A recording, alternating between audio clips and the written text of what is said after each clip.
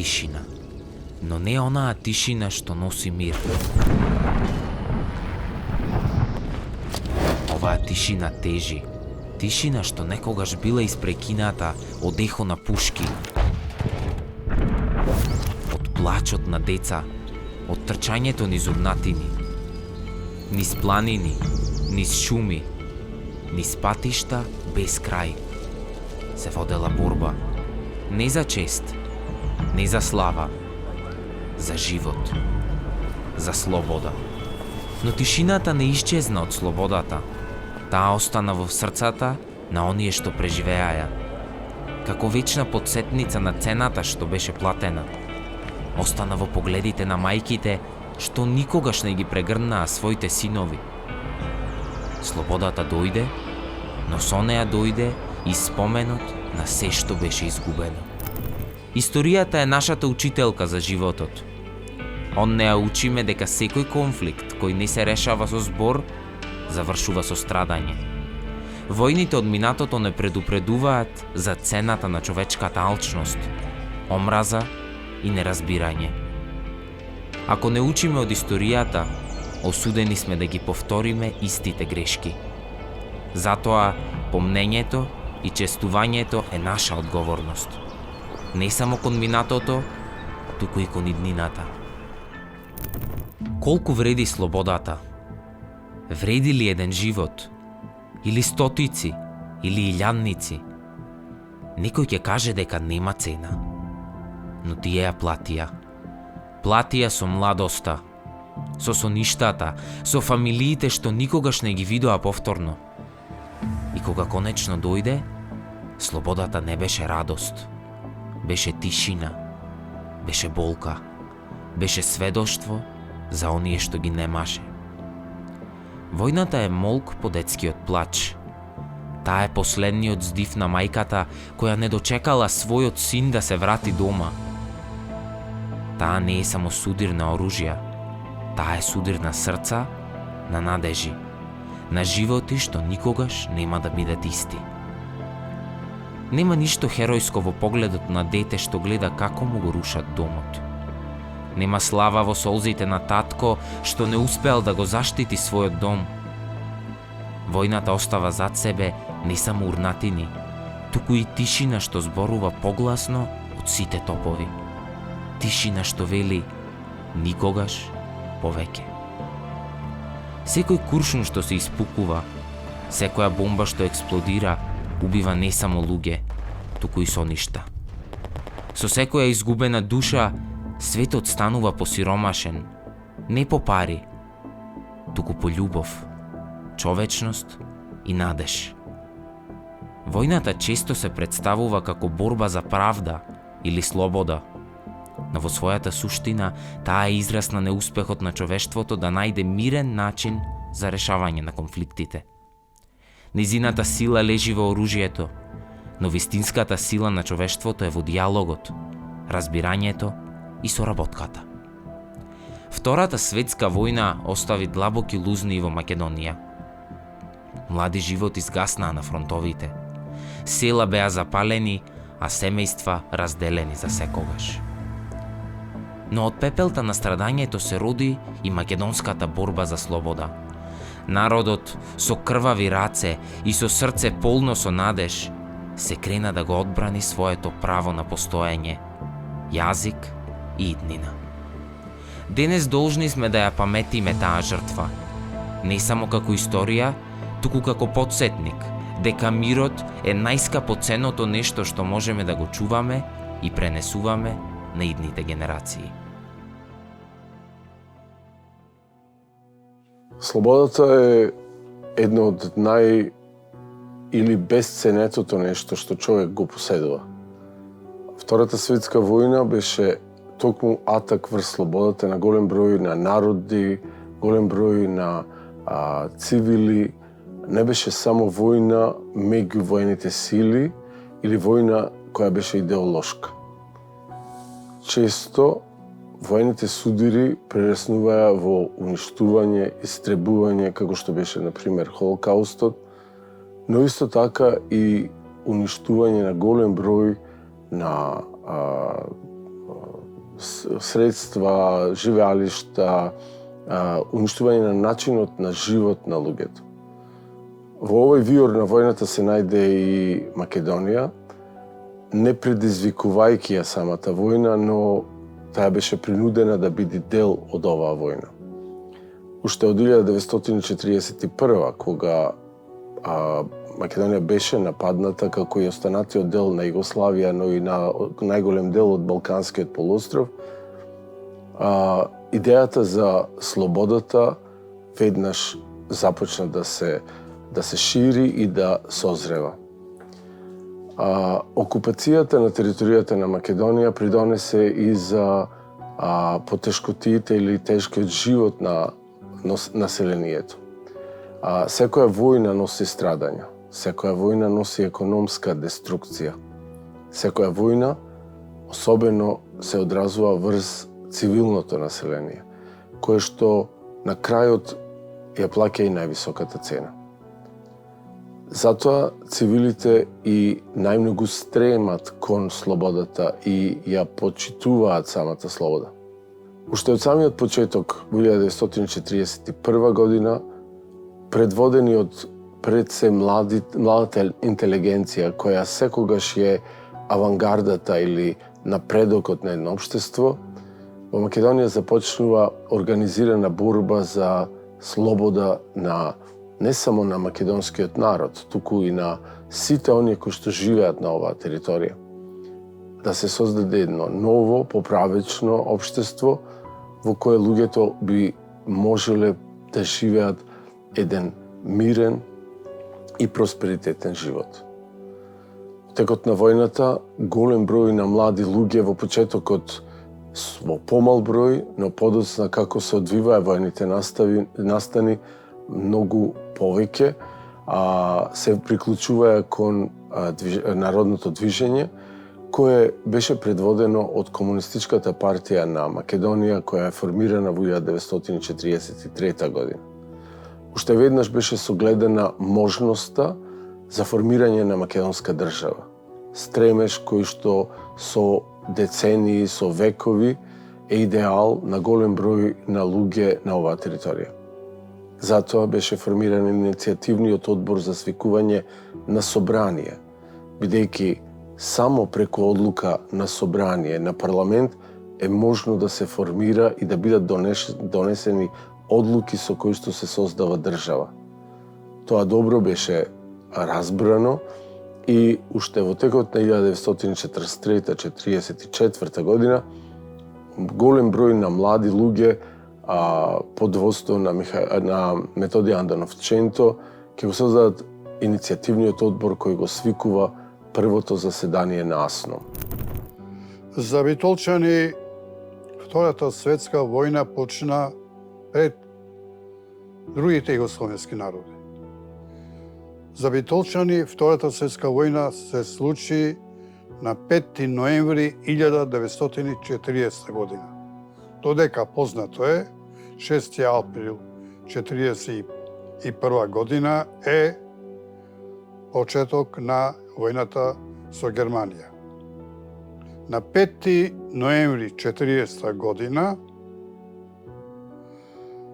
врз Битола во 13 часот, тоа е пладне, надлетуваат 3 авиони од непознато национално потекло и врз Битола во 2 наврата фрлат 21 бомба. Покрај тоа вршат и митралирање на градот, при што околу 400 куќи се или ужиштени или оштетени. При тоа 10 лица се убиени, се знати имињата, 21 лице се ранети. Така почна војната за Битола. Со завршување на Втората светска војна и формирање на Југославија се оствари долгогодишниот сон на македонскиот народ и етникумите во него за формирање на своја држава, која што целосно ќе може да ги ужива слободарските идеи и просперитетот што се создадоа меѓу одредени држави од Европа. Се востановија организации, установи, научни институции, па и други форми за живот. Меѓутоа, во тој контекст, како Македонија неразвиена земја со аграрни перспективи, се почувствува потреба за поголем индустријски развој. Така да во 60-тите години Германија беше меѓу првите држави што пушти рака кон Македонија. Луѓето да не заминуваат како дотогаш во Австралија, туку својата перспектива и својата екзистенција да ја наоѓаат во европските земји, дел и во Германија. Се направи еден договор меѓу СИЗот за вработување, наши работници да одат во Фулда, да се усовршуваат, да се стекнат со знаења, за да може сето тоа да го пренесат во својата земја. Значи, индустриализацијата беше потребна за еден поголем просперитет на државата. Во таа комбинација со одредени градови Битола имаше мощни добри контакти, како на културен план, така и на спортски план. За нас беше посебно значајно што како град на ракометот имавме прилика да гостуваме во Германија и да се сретнеме со тамошната екипа Ленго.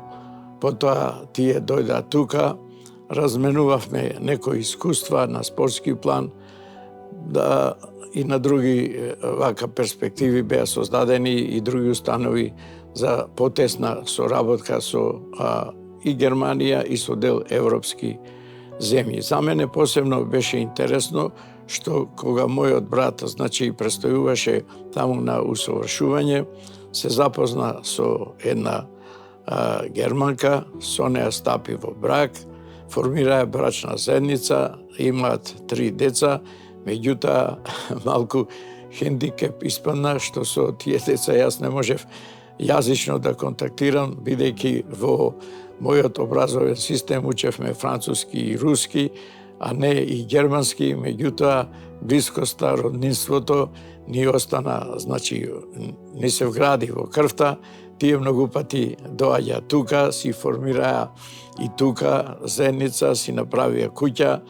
Многу пати јас одев исто во Германија, ме шетаа низ Минхен, бевме во олимписките таму стадиони. Потоа и на други пати имав можност да патувам во Германија.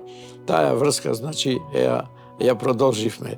На некој начин тоа се почувствува слободата како едно изгрејсунце за нашата држава, која што со години ја сонуваше таа слобода и конечно започна да се остварува еден сон на многу наши поединци да се вклопат во тие европски настојувана за поголем просперитет, за што побрзо да се залечат лузните од Втората светска војна, да се создаде една, така да речам, поголема перспектива за натамошен развој.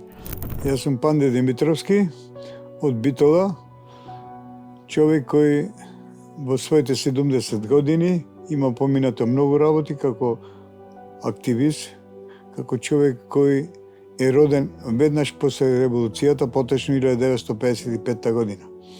Моите родители беа дел од таа револуција, поточно од создавањето на Југославија во тоа време. Имав можност да се развивам во еден дух на револуцијата која ни ја донесе слободата, поточно учејќи во основното училиште Стип Наумов, а потоцно и во економското училиште, да бидам дел од значајните прослави на револуционерните денови, празници кои тоа време се одбележуваа во Југославија, во Македонија, односно во Битола.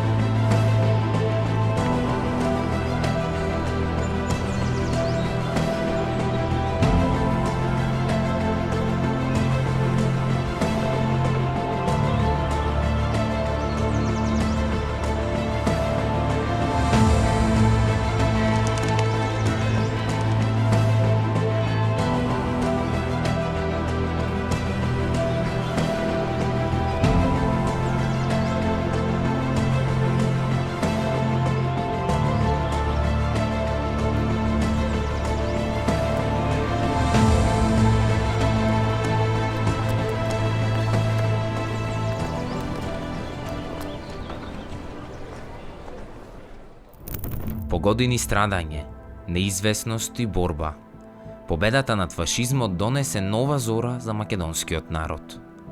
Денот кога конечно беше објавен крајот на војната, улиците во градовите и селата се исполнија со луѓе, со радост, со солзи.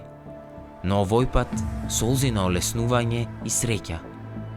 Се развеја црвени знамиња, се пееа народни и партизански песни и за прв пат по долго време се слушна гласна смеја на јавни места.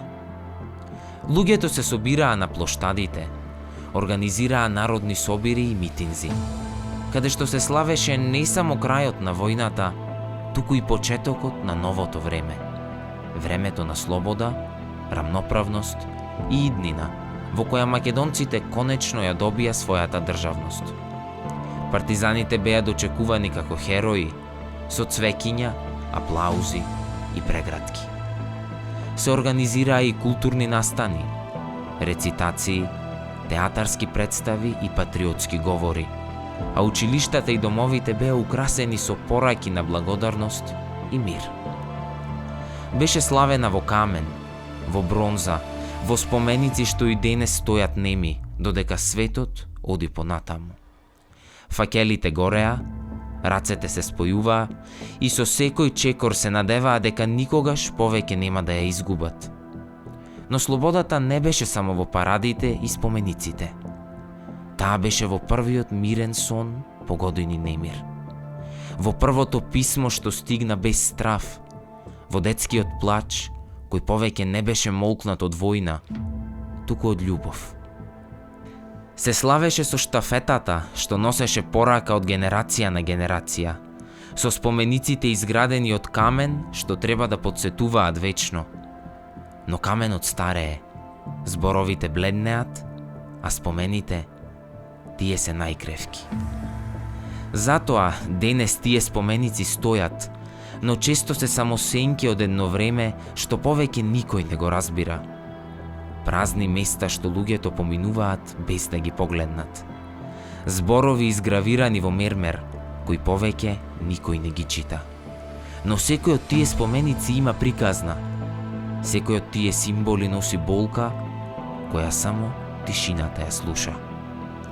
Иако во срцата на многумина постоеше тага за оние што не се вратија, прославата на победата беше и начин да се оддаде почит на нивната жртва. Тоа беше денот кога Македонија конечно можеше гласно да каже: слободни сме. Насекаде одекнуваше: смрт на фашизмот, слобода на народот. Крајот на Втората светска војна за Македонија значеше многу. Најпрво затоа што конечно после стотици години македонскиот народ успеа да создаде сопствена држава.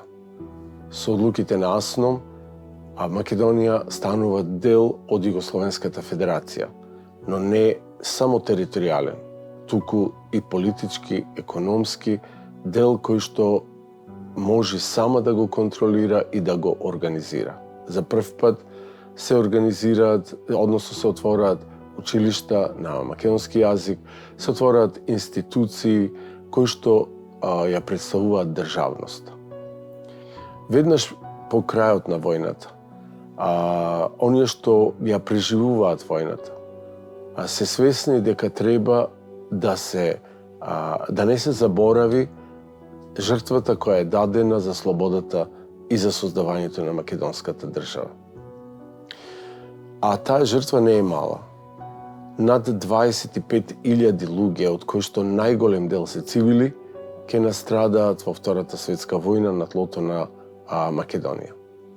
Тоа е огромна бројка за мала држава. Затоа, уште веднаш се започнува или новата власт, новата држава се обидува сето тоа да го представи, но и да го привлече вниманието на сопствените достигнувања и зошто тие се бореа и како тие ја донесоа слободата на овие простори.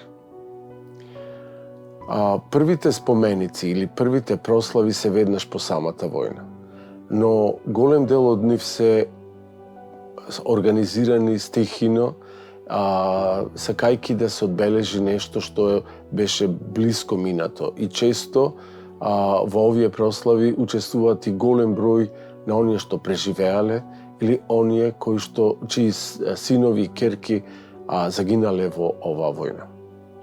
Исто така, државата се обидуваше да воспостави целосен систем, особено во образованието, преку кој што може најлесно и најбрзо да се прошири свеста за новата држава, но и за постигнувањата и сеќавањата, меморијата на се оно што се случувало претходно.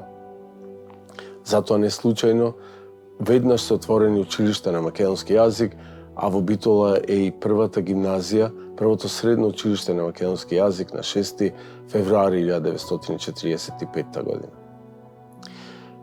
Спомениците кои што се подигнувани веднаш по Втората светска војна го имаат типичниот комунистичко-соцреалистички облик. Најдобар пример за тоа е споменикот на народниот херој Стив Наумов, кој што има многу големи димензии и кој што е поставен на централното градско подрачје, односно во близина на тогашниот офицерски дом или домот на АРМ Подоцна, и кој што ја символизира моќта, силата на поединецот кон државата. Подигнати се и други споменици, најчесто на народните херои кои што загинале во текот на Втората светска војна или споменици кои што се поврзани со настани токму од Втората светска војна. Па така, во Битолскиот градски парк се подигнати неколку десетина споменици на народни херои и првоборци од Втората светска војна, со што се обидува да се зачува споменот на минатото. Исто така, еден од најтравматичните периоди е депортацијата на евреите од Македонија во Втората светска војна во 1943 и веднаш по војната подигнати се неколку споменици во таа чест, затоа што Битола од град во кој што имало многу голема еврејска заедница станува град кој што нема ни еден евреј. Првите споменици се посветени на хероите кои што биле од еврејско потекло, а подоцна тие добиваат и уметнички карактер. Со текот на годините, особено после 60-тите години, во Југославија, а со тоа и во Битола, спомениците кои што се подигнуваат во чест на настаните од Втората светска војна, за личностите и делата за Втората светска војна, сега веќе имаат поинаков изглед. Многу повеќе уметнички пристап, отколку соцреалистички, во кој што се представува силата и моќта на човекот, на поединецот, на идејата, комунизмот како идеја, а сега во овој период многу повеќе на уметноста, на надреалното и преку различните облици требаше човекот сам да дојде до спознавање на значењето на самиот споменик. Такви се примерите, например, на могилата на непобедените во Прилеп, еден од најзначајните споменици кои ги има Република Македонија од Втората светска војна, кој споменик е подигнат од еден од најзначајните архитекти на територијата на поранешна Југославија, Богдан Богдановиќ, потоа спомен коструницата во Велес, споменикот на револуцијата во Куманово, но исто така и споменикот на младите луѓе во Ваташа и така натаму. Јас сум гимназист од повојаната генерација. 8 години оде во оваа гимназија. Ние викавме горната гимназија. Во прво време таа се викаше Гоце Делчев, а потоа се мена името о Јосип Броз Тито. Се правеа доста манифестации во врз кога се славеше победата над фашизмот. се сеќавам. Како ученик се формира колони од ученици во организација на младинската организација со транспаренти, бакљади ги викавме тоа, запалени и носевме покрај реката Драгор, стигавме до Генимале, отаму повторно назад, со извиси за слободата, за братството, единството и така натаму. Многу се славеше, многу. Особено значајни беа и класните часови на кои им се посветуваше внимание на тој датум. Се величаше победата, се величаше братството и единството. И во тој дух ние бевме и се воспитувавме. Во тој однос и она нашето одење на доброволни акции. Док трае обнова, нема одмора, беше лозунгот. Јас, например, имам 4 такви акции. И то главно на автопатот Братство и единство. Така се славеше победата над фашизмот, односно на Втората светска војна.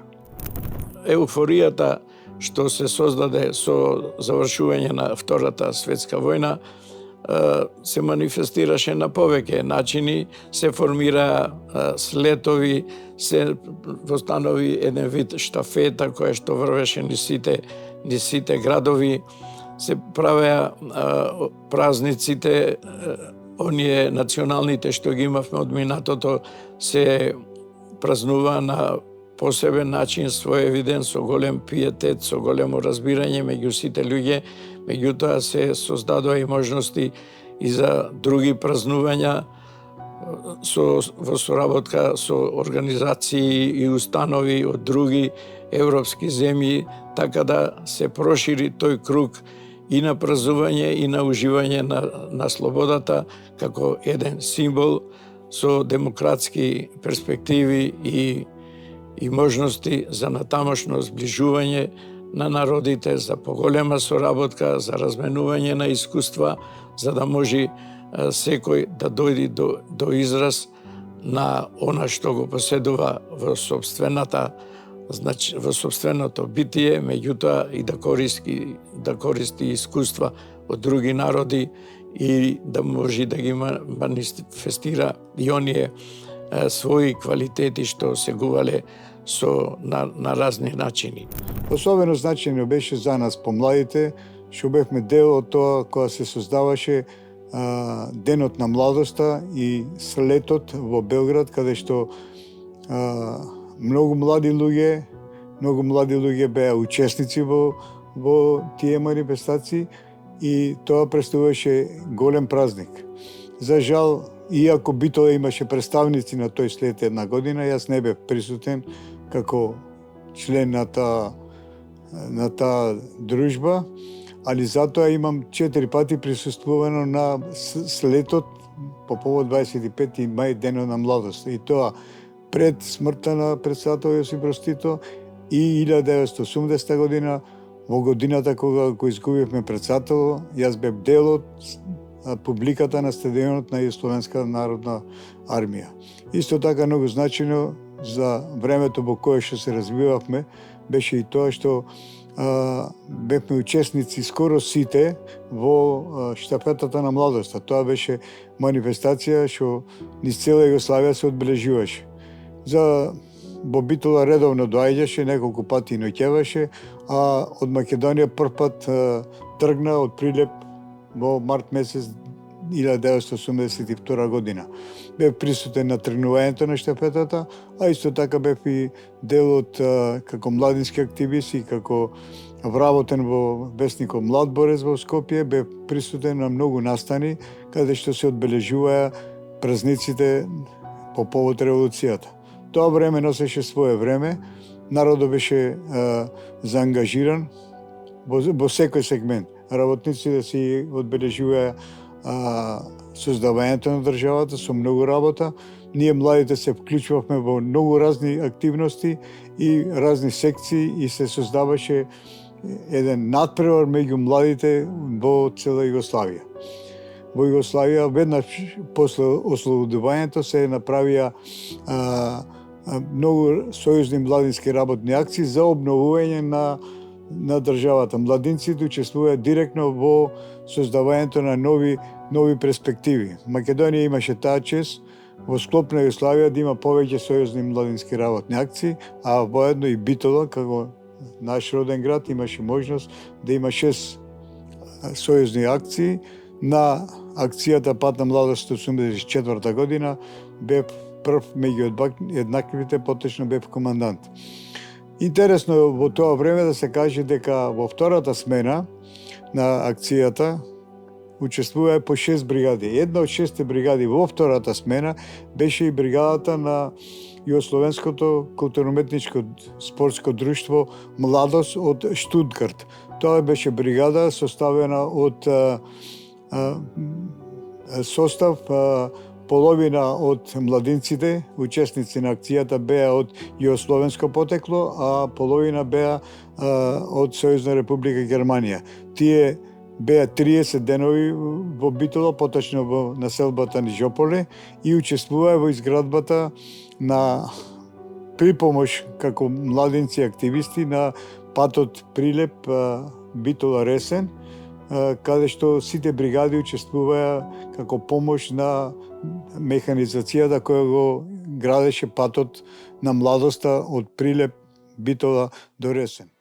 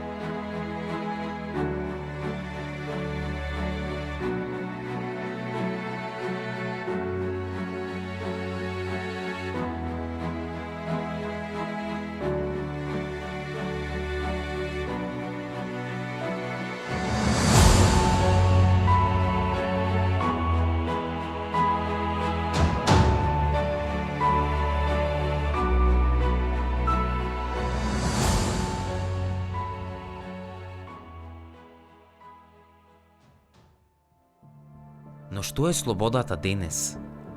Празен збор, истрошен од премногу употреба? Или таа се уште живее во тивките ноќи на оние што ја паметат? Некогаш беше светлина во темнината, патокас низ урнатините. Се запрашувам, дали живее во тивкиот здив на старците што ја носат како невидлива лузна, или е само уште еден збор што бледее меѓу пожолтените страници на историјата. Денес таа е фотографија во архив, лист хартија што го допираат раце кои не знаат за што е испишан.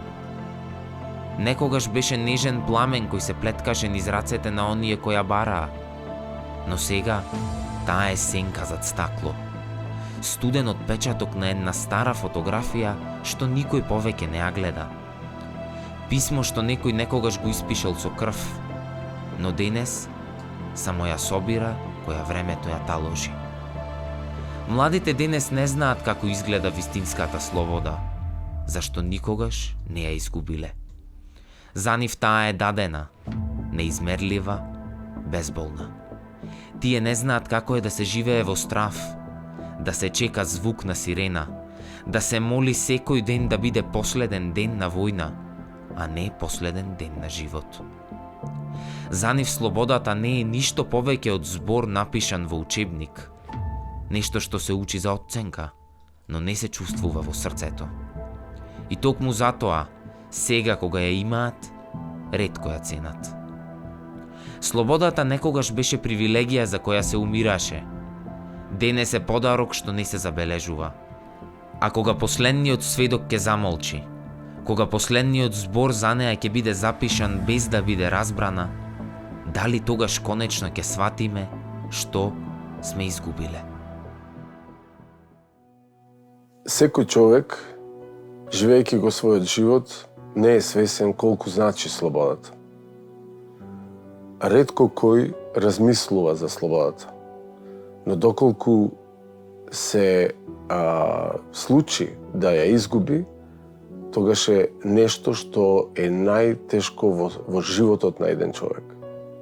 Тоа добро го знаат и цели заедници на луѓе, но и поединците кои што од различни причини изгубиле својата слобода.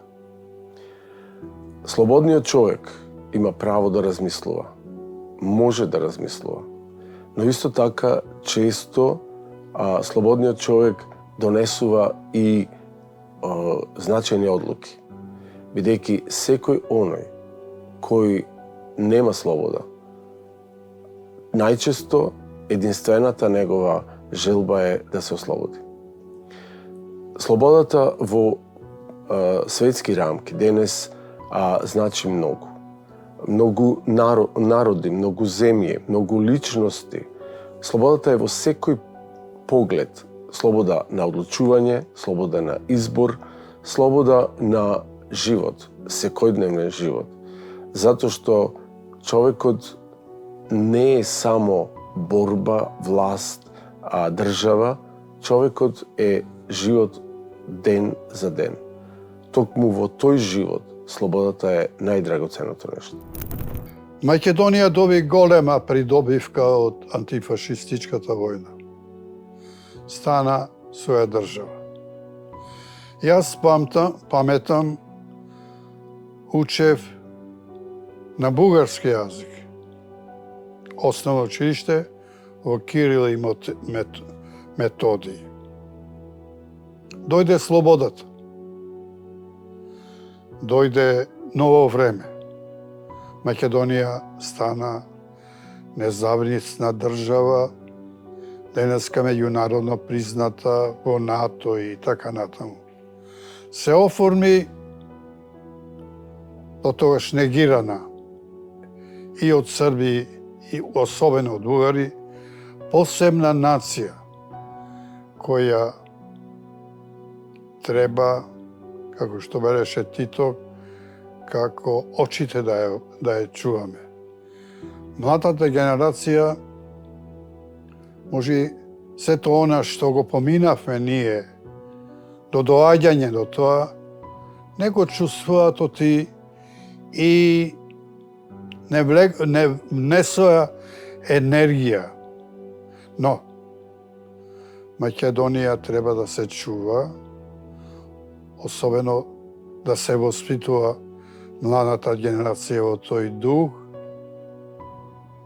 и да се чуваме, што би рекол и покојниот Глигоров, Македонија е се што имаме, треба да ја чуваме.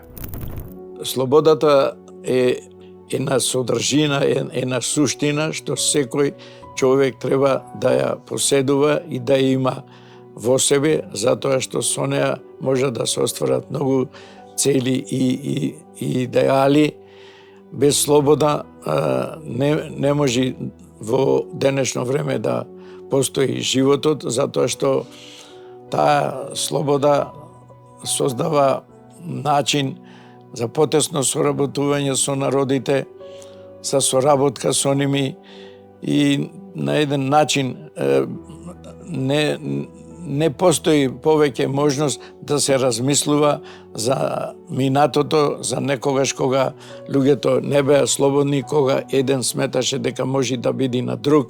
Меѓутоа, таа слобода треба да се негува, да се надградува, за да може, таа блискост меѓу народите што би се создала, само и натаму да се усовршува, да се надоградува и да се отвораат нови фронтови, нови форми за соработување, да се чувствува слободата како дел од животот, од обстојувањето, и без слобода, без демократија, без заедничко почитување, без заедничко сослушување и согледување на проблемите и тешкотиите и изградување на релации за тие да се надминат, дека перспектива не ќе може да има, токму и затоа таа зацртана слобода што секој би требало да ја чувствува во себе, треба да се што повеќе проширува и да создава можности за просперитет на луѓето од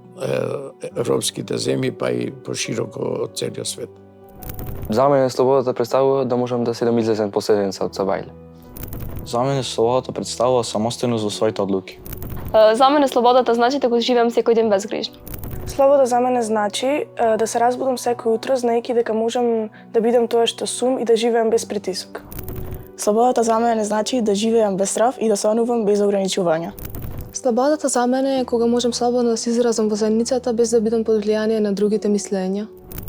За мене слободата представува идеја кон остварување на нови успеси. Но, што останува од слобода која не е разбрана? Таа не одеднаш, храбро во пламен и во тешка борба. Таа умира тивко. Се гаси како свеќа што никој не ја гледа, во просторија што одамна сме ја напуштиле. Умира во заборавот, во молкот меѓу генерации, во празните страници на учебниците. Таа се губи во тишината, паѓајќи во бездната на заборавот. Сликите пожолтуваат над зидовите каде што некогаш се гордеевме. Очите на хероите што не гледаат од рамките стануваат магливи. Не затоа што времето минува, туку затоа што ние престанавме да гледаме. Зборовите што некогаш го тресеа светот, денес се тивки. Ниту ехо не оставија. И чекорите што одеа по патеки на идеали и соништа, денес не се слушаат. Ако не се сеќаваме не само со мисли, туку со душа, тогаш сме предавници. Не на историјата, туку на себе си. На секој човек што паднал со надеж дека неговата смрт ќе значи живот за некого. Ако не раскажуваме, ако не заплачеме, ако не се срамиме што заборавивме, тогаш сме го изгубиле се што тие се обиделе да ни остават. Слободата не е подарок, таа е завет. Ветување дадено на гробишта, пред фотографии, пред изгорени дневници и закопани писма. Ветување дека ќе ја чуваме како што се чува последниот здив на сакан. Дека нема да дозволиме таа повторно да биде изгубена во крв и страв. Слободата е како срце што чука во градите на народ. И ако тоа срце престане да чука од равнодушност, тогаш сме мртви, иако се уште дишеме. Ако тивко ја изгубиме слободата, нема да има ниту кој да ја жали, ниту кој да ја врати. Ќе остане само молк и срам. Затоа раскажувај, плачи, памети, чувај. Зашто слободата без спомен е само тишина, а тишината не голта по полека, додека ние самите си ги бришеме трагите.